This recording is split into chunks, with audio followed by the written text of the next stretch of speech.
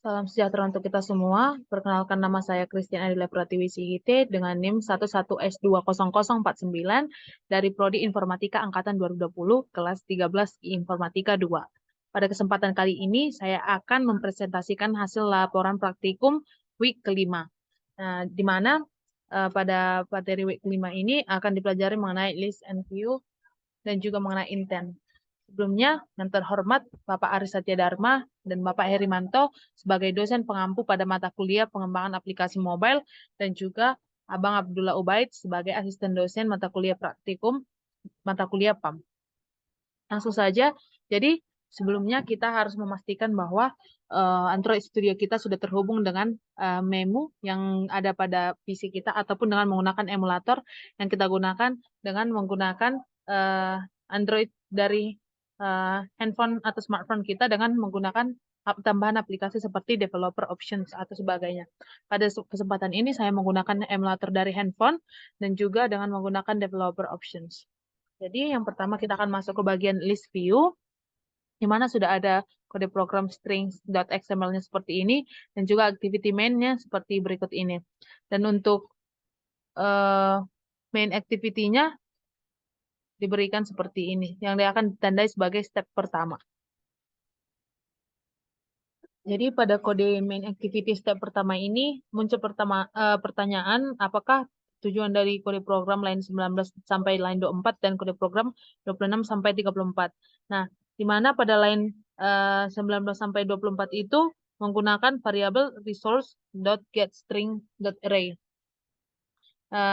Yang di mana jadi variabel resource.getString.array dan array ASEAN itu kita gunakan yang ini kita gunakan ini untuk mengambil array string dari ASEAN list yang sudah didefinisikan pada resource.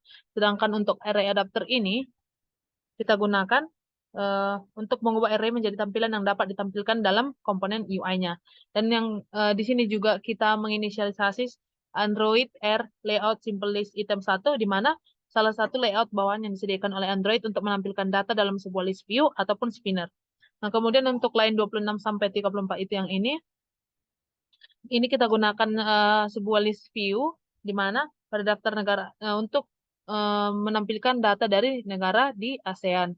Jadi akan diberikan nilai dari file string XML dengan menggunakan metode getStringArray dan selanjutnya akan diinisialisasikan sehingga setiap item nanti pada list view akan menggunakan layout dari Android.r.layout simple list item 1 untuk menampilkan teks tunggal pada setiap item.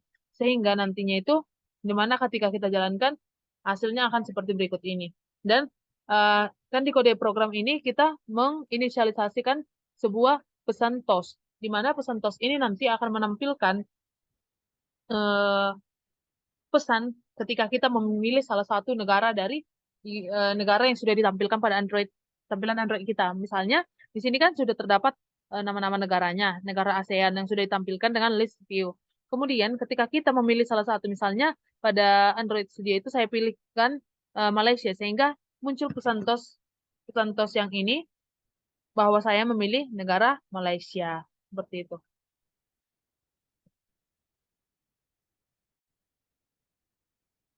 Selanjutnya kita akan masuk ke bagian kode program recycler view, di mana sudah kita akan terlebih dahulu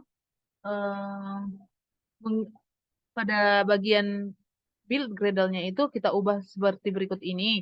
Nah, jadi gunanya kita mengubah ini untuk menambahkan sebuah library atau pustaka yang menyediakan tampilan yang ini, yang kita tambahkan. Ini kita tambahkan dengan menggunakan sintaks ini. Dia itu untuk menambahkan library tampilan image view-nya dengan bentuk lingkaran atau circle. Jadi dalam aplikasi Android kita ini nanti akan memudahkan menampilkan gambar profil, avatar, atau gambar lainnya dalam bentuk lingkaran tanpa harus kita melakukan pengaturan tampilan yang mungkin cukup rumit. Nah, selanjutnya itu di sini ada activity main XML yang ditandai sebagai step kedua dan juga main activity yang ditandai sebagai step kedua juga. Kemudian kita juga akan membuat sebuah kelas card design, yaitu ini. card design, dan juga membuat countries adapter. Ini countries adapter, sehingga nanti ketika kita jalankan pada Android Studio-nya akan menghasilkan tampilan seperti berikut ini.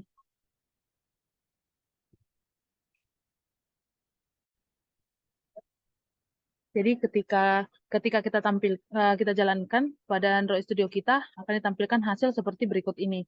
Nah, kemudian ini kita sudah melihat bahwa di sini sudah ada beberapa fungsi pada, yaitu seperti on create view holder, on bind view holder, dan get term count. Nah, apakah fungsi dari fungsi-fungsi tersebut?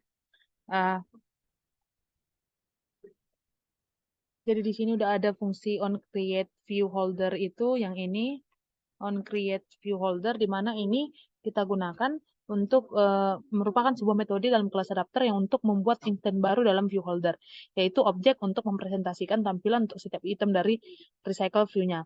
Kemudian dia itu ada on bind, ini yang kita gunakan untuk menghubungkan data dengan tampilan pada view holder. Jadi metode ini akan dipanggil setiap kali sebuah item perlu ditampilkan pada recycler view.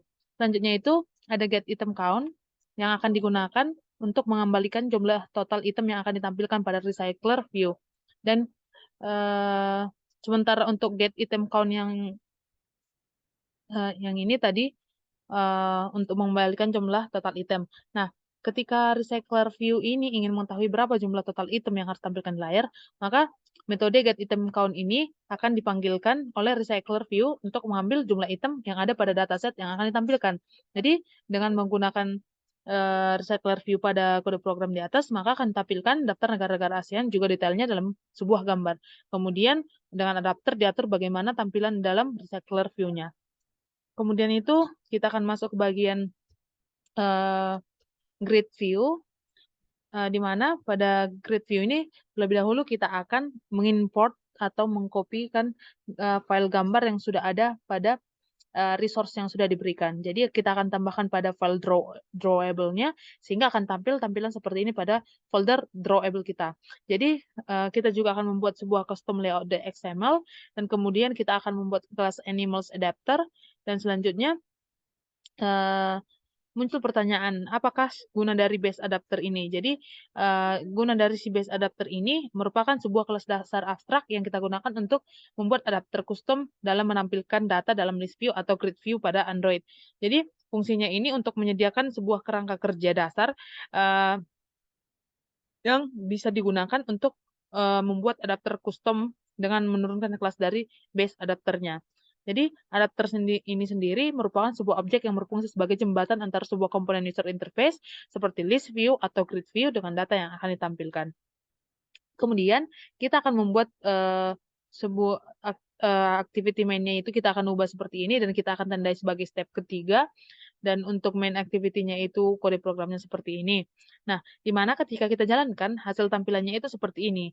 Jadi, pada main activity-nya itu, yang tadi sudah kita tunjukkan, ini kita akan menginisialisasikan grid view, di mana grid view ini akan digunakan untuk membuat tampilan gambar hewan yang sudah kita import tadi untuk disusun ke dalam bentuk grid. Kemudian diinisialisasilah dua buah variabel yang ini, variabel name animal list, dan di mana yang disusun dalam bentuk array list bertipe integer. Sementara variabel image animal list yaitu gambar dari hewan dalam bentuk array list yang bertipe integer. Nah, kemudian dengan menggunakan grid view yaitu GV di sintaksnya, kita akan memanggil variabel yang akan diinisialisasikan untuk kemudian akan ditampilkan dalam susunan grid sesuatu yang sesuai dengan gambar dan nama hewannya seperti ini menggunakan grid view. Dan pada kode program itu juga kita akan membuat sebuah fitur yang akan menampilkan pesan toss ketika kita memilih salah satu dari antara hewan yang ditampilkan pada UI. Misalnya pada aplikasi yang sudah jalankan, saya memilih hewan rabbit, sehingga setelah saya inisialisasikan pesan tossnya, Jadi ketika saya pilih hewan rabbit itu, maka akan ditampilkan pesan TOS bahwa kamu memilih hewan rabbit seperti ini. Selanjutnya itu kita akan masuk ke bagian scroll view. Nah, jadi untuk scroll view ini hasilnya itu nanti akan tampil seperti ini. Jadi ini nanti tampilan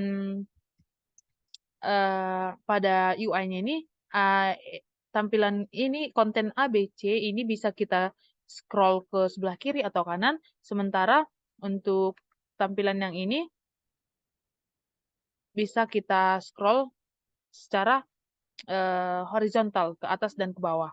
Jadi pada kode program yang sudah kita inisialisasikan, yang pertama itu dengan kode program activity main-nya yang kita tuliskan sebagai step keempat. Jadi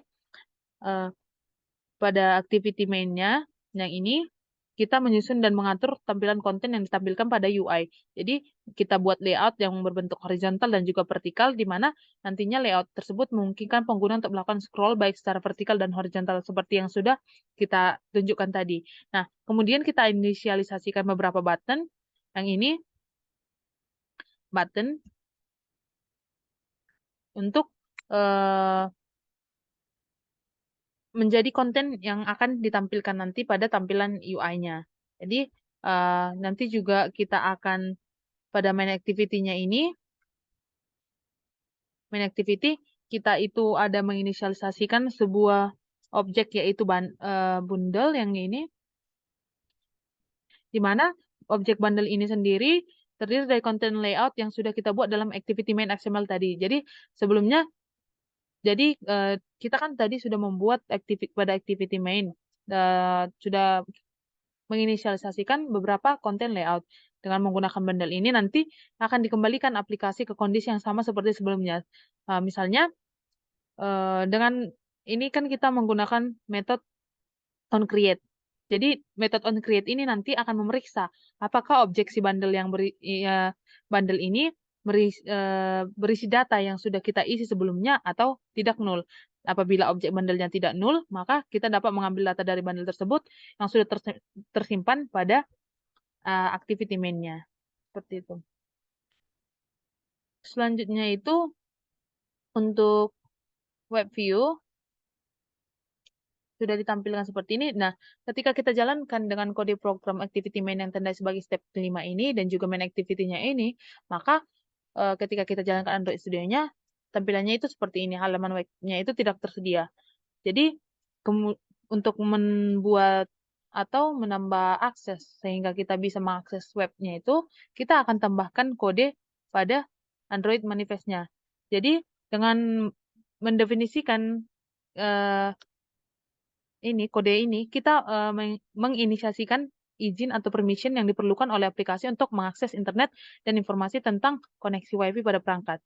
Jadi, yang pertama itu ada yang ini, yang ini. Ini kita gunakan untuk, ini merupakan izin yang diperlukan supaya aplikasi bisa mengakses internet, seperti mengizinkan permintaan HTTP ke server atau mengambil data dari jaringan. Sementara untuk permissions Android ini, kita gunakan ini sebagai izin yang diperlukan agar aplikasi dapat mengakses informasi mengenai koneksi WiFi pada perangkat.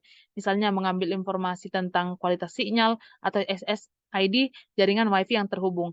Jadi izin ini umumnya kita gunakan untuk memeriksa kualitas sinyal atau status koneksi WiFi pada perangkat. Untuk mengambil alih informasi mengenai jaringan WiFi yang terhubung dengan si pengguna. Yang ketiga itu ada yang ini, Android Allow Backup True, di mana ini kita gunakan untuk mengizinkan atau menonaktifkan fitur backup dan restore data aplikasi melalui layanan Google Backup. Selanjutnya itu kita akan lihat bahwa ada fungsi on back. Jadi ini on back. Jadi fungsi on back ini sendiri kita gunakan untuk merupakan metode bawaan atau built-in di dalam kelas activity pada Android SDK. Fungsinya ini untuk menangani event ketika tombol back pada perangkat Android ditekan oleh pengguna. Jadi secara default itu ketika tombol back ditekan pada perangkat Android, sistem operasi akan menutup activity yang berjalan. Jadi ketika kita jalankan tadi, setelah kita modifikasi pada Android manifestnya, akan ditampilkan web view yang sudah kita inisialisasikan dan juga URL-nya sudah kita masukkan pada kode programnya. Jadi pada file main activity-nya kita akan menginisialisasikan web view dengan sintaks WP app yang akan memungkinkan kita menampilkan halaman web pada aplikasi Android kita.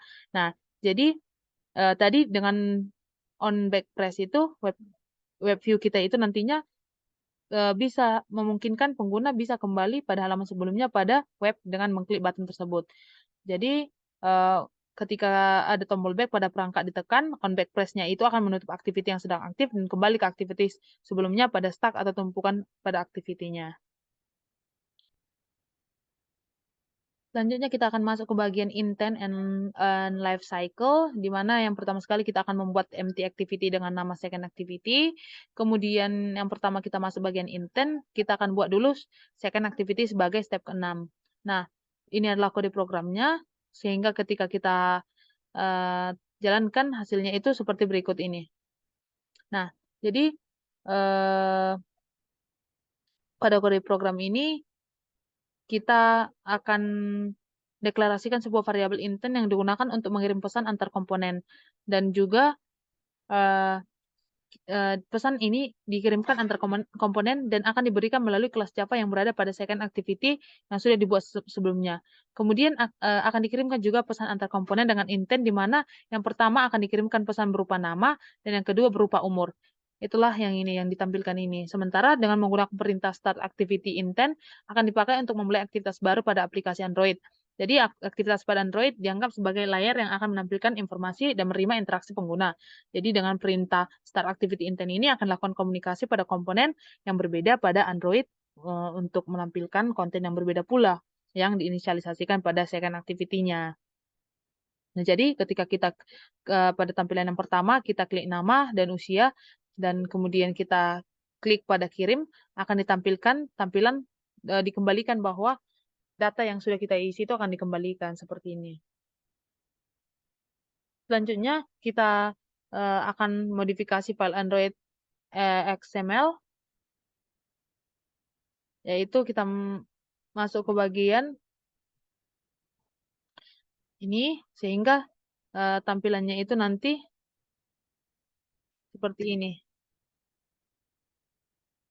Jadi gunanya itu yang pertama itu kita akan masuk ke intent dengan ini.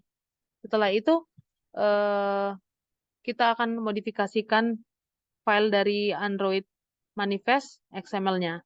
Jadi ketika kita modifikasi file Android XML-nya itu sehingga hasil tampilannya itu nanti seperti berikut ini, ada tanda kembali. Ya. Nah, selanjutnya itu kita akan masuk ke bagian application lifecycle yang ditandai sebagai activity main step ke-7. Nah, di sini kita sudah buat kode program activity main step ke-7-nya, kemudian ada kode program main activity step ke-7 dan juga kita akan setting pada log add-nya atau log activity-nya sehingga akan menghasilkan hasil seperti ini. Jadi tampilannya itu seperti ini, ketika kita tekan locate itu tampilannya seperti ini. Nah, jadi pada program tersebut kita sudah melihat ada beberapa kegiatan atau rangkaian status yang akan dialami oleh aplikasi saat kita selama kita menjalankan aplikasi tersebut. Jadi itulah yang disebut sebagai life cycle pada Android Studio. Di sini kita sudah bisa lihat beberapa log activity yang terdapat ketika saya menjalankan kode program di atas dan juga pada aplikasinya ketika dijalankan. Jadi sebenarnya dalam log activity ini ada beberapa life cycle yang terjadi. Jadi yang pertama itu ada not running yang ketika aplikasinya belum dimulai atau dihentikan. Kemudian ada inactive ketika aplikasi telah dimulai tetapi tidak sedang menampilkan aktivitas yang utama.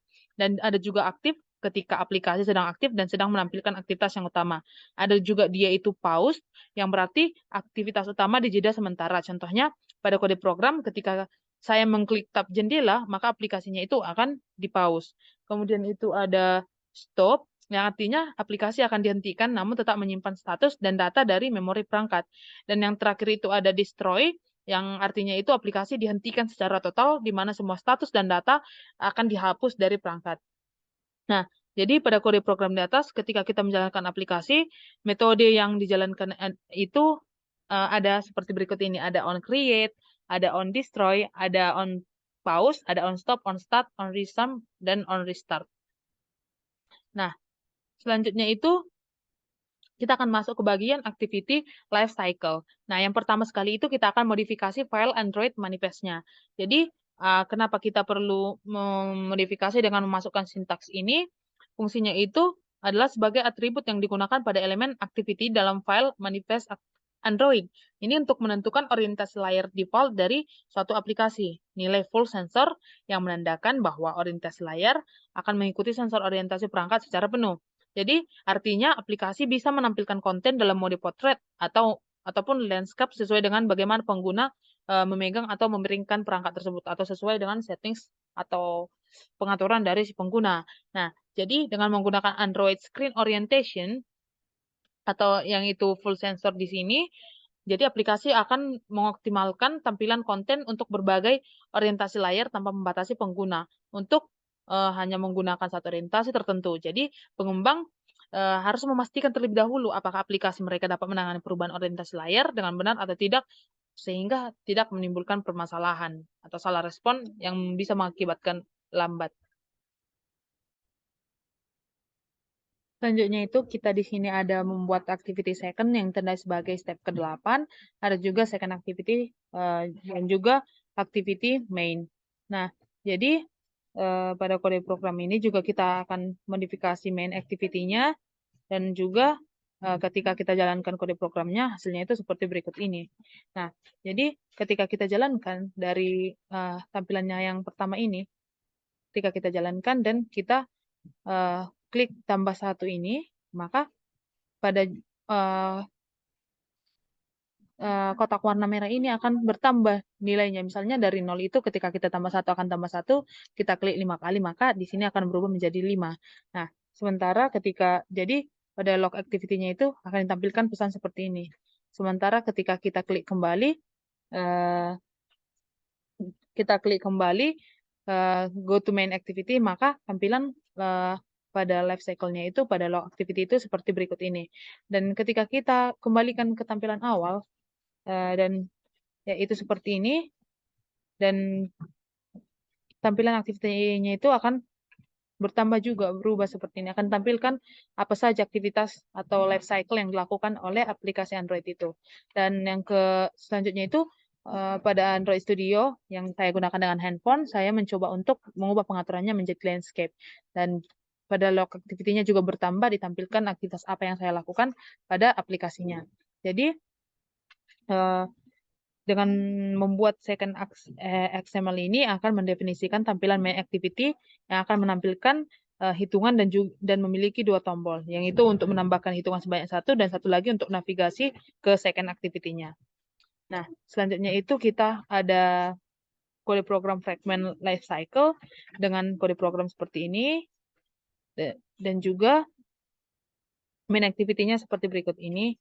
Sementara untuk activity main-nya seperti ini. Dan ketika kita jalankan, kode programnya itu adalah menampilkan kotak yang berisi my fragment.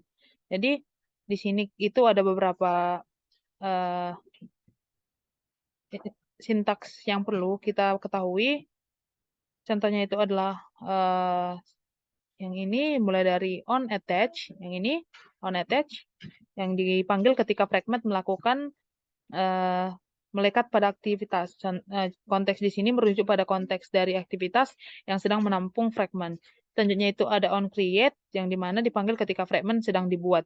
Pada tahap ini, fragment akan membuat sebuah sumber daya yang diperlukan seperti layout dan resource. Kemudian yang ketiga itu ada on create view, di mana ini akan dipanggil saat fragment memerlukan layout tampilan.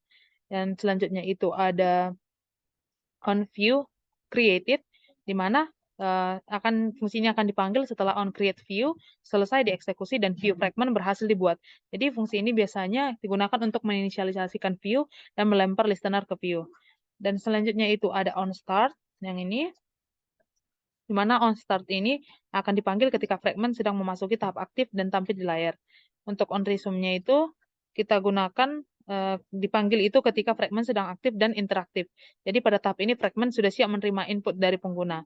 Sementara untuk on pause dipanggil ketika fragment kehilangan fokus dan tidak lagi interaktif. Jadi pada tahap ini fragment tidak lagi menerima input dari pengguna. Yang selanjutnya itu ada on stop, dipanggil ketika fragment tidak lagi terlihat oleh pengguna. Tahap ini si fragmentnya itu tidak aktif lagi. Dan yang ada juga on destroy view, ketika view fragmentnya itu sudah dihancurkan, ini akan dipanggil. Jadi fungsi ini digunakan untuk membersihkan semua resource yang terkait dengan view. Ada juga on destroy, yang dipanggil ketika fragment dihancurkan dan tidak lagi digunakan. Nah, fungsi ini kita gunakan untuk membersihkan semua sumber daya yang digunakan oleh fragment. Dan yang terakhir itu ada on detach, di mana akan dipanggil ketika fragment tidak lagi melekat pada aktivitas. Nah, ketika situasi ini terjadi, fragment tidak lagi terhubung dengan konteks aktivitas yang menampungnya. Jadi, fungsi ini biasanya kita gunakan untuk membersihkan hal-hal yang terkait dengan fragment. Kemudian itu kita ada service, di mana pada service itu kita akan membuat sebuah kelas seperti dengan nama classic service example, dan kemudian itu kita akan membuat job intent service example, dan kemudian pada bagian kode Android manifestnya itu kita akan modifikasi. Jadi kita itu modifikasi itu yang yaitu izin pada Android dengan nama Android Permission Wake Lock. Jadi ini kita gunakan untuk memberikan aplikasi kemampuan untuk mengatur kunci layar atau screen lock pada perangkat Android. Jadi ketika layarnya mati, aplikasi yang masih berjalan itu akan tetap berjalan di latar belakang. Jadi izin ini berguna bagi aplikasi yang membutuhkan akses terus-menerus ke perangkat meskipun layar sedang dimatikan. Dan selanjutnya itu kita juga modifikasi use permission-nya itu ini fungsinya yaitu yang service yang ini gambar di bawah ini service Android name classic service example, dan juga ada service Android name job intent example, dan ada juga Android permission Android bin job service. Jadi perbedaan keduanya ini terletak pada bagaimana kita menjalankan sintaksnya. Jadi classic service example berjalan pada sebuah thread yang terpisah dari thread utama, sedangkan si job intent service example itu berjalan pada sebuah antrian pekerjaan atau antrian queue yang diatur pada Android sistemnya. Kemudian kita akan buat kode program activity main yang ditandai sebagai step ke-10 dan juga main activity-nya sebagai yang berikut ini. Jadi ketika kita jalankan hasilnya itu seperti ini. Nah, dan pada log activity-nya itu akan tampil aktivitas apa yang dilakukan seperti ini. Jadi kelas pertama itu ada classic service example yang merupakan layanan Android yang untuk ini mencatat pesan ke konsol saat dibuat, dimulai, dan dihancurkan. Yang kedua itu ada job intent tadi yang digunakan untuk memperluas job intent service-nya. Jadi job intent service ini akan mencatat pesan saat dimulai dan dihancurkan, dan juga akan menunjukkan bagaimana mengambil pekerjaan ke job intent service-nya. Nah, kemudian itu ada kelas ketiga itu ada main activity yang merupakan activity yang berisi 3 tombol untuk memulai dan menghentikan kedua layanan. Yang pertama itu saat tombol mulai layanan klasik, maka intent dibuat dan dilewatkan ke start service untuk memulai layanan klasik service example-nya. Jadi contohnya itu saat tombol mulai layanan job intent diklik, sebuah intent dibuat dan dilewatkan ke metode job intent service-nya. Dan selanjutnya itu kita ada receiver, di mana kita akan membuat sebuah kelas broadcast example, dan juga kita akan modifikasi pada kode program Android manifest XML-nya. Jadi, kita modifikasi itu untuk mendefinisikan sebuah receiver dengan nama broadcast example yang akan merespon sebuah broadcast yang dikirim oleh sistem ketika mode pesawat atau airplane mode kita diaktifkan atau dinonaktifkan pada perangkat yang kita gunakan.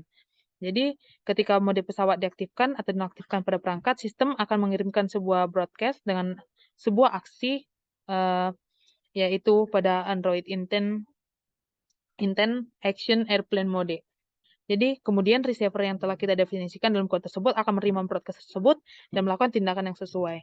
Kemudian kita akan membuat activity main-nya sebagai step ke-11 dan juga main activity-nya, di mana ketika kita jalankan pada Android Studio kita, maka pada emulator akan ditampilkan seperti ini. Jadi, ini adalah tampilan pada saat fitur mode pesawat kita jalankan, dan juga tampilannya ketika kita buka dalam aplikasi Android Studio yang sudah kita buat.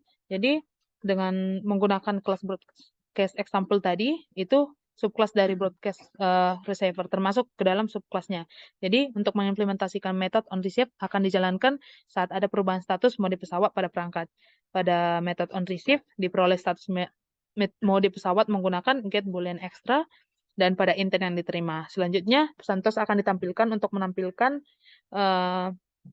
dengan memanfaatkan TOS make text. Jadi, saat mode pesawat true, maka pesan TOS yang ditampilkan adalah saat ini perangkat dalam mode pesawat. Tapi saat status mode pesawat adalah false, maka pesan TOS yang ditampilkan saat ini perangkat tidak dalam mode pesawat. Kemudian, kita akan memodifikasi lagi kode Android manifest XML-nya seperti berikut ini.